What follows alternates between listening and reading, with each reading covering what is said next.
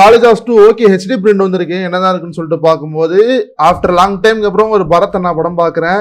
சின்ன தளபதியா இருந்த மனுஷன் இப்ப திடீர் தளபதி அளவு கூட போட்டி போடாத அளவுக்கு ரொம்ப மோசமா போயிட்டாரு.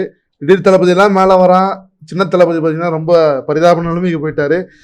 என்ன ஓரளவுக்கு டீசெண்டா பெர்ஃபார்ம் பண்ணியிருக்காங்க. பவானி ஸ்ரீ வந்து போலீஸ் ஆஃபீஸரா காட்டுறாங்க, அவங்களுக்கு அந்த யூனிஃபார்ம் வந்து சுத்தமா செட் ஆகல, இந்த கேரக்டரும் அவங்களுக்கு சுத்தமா செட் ஆகல இந்த படத்துல.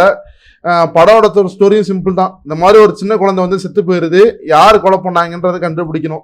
அதுக்கு வந்து படம் பூரா சுத்தி சுத்தி சுத்தி சுத்தி வந்துட்டு கடைசி ஒரு 10 நிமிஷம் முன்னாடி தான் இவங்க தான் சொல்லிட்டு சொல்ல வராங்க. அதுக்குள்ள ரொம்ப டயர்ட் ஆயிடுது. இன்னொரு ஹீரோவா இந்த படத்தோட ப்ரொடியூசரோட பையனை நடிச்சிருக்காரு, அஜய் கார்த்திக்னு சொல்லிட்டு.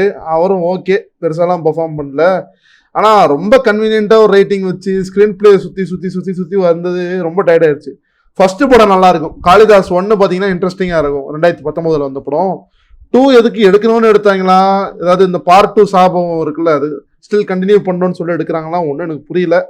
பரத் பாவம் கஷ்டப்பட்டு நான் ஏறி வரேன்டா, நான் எப்படியாச்சும் வந்து தமிழ் சினிமாவில் கம்பேக் கொடுக்கணும்னு நினைக்கும் போது எல்லாமே வந்து சறுக்கிட்டு போகுது.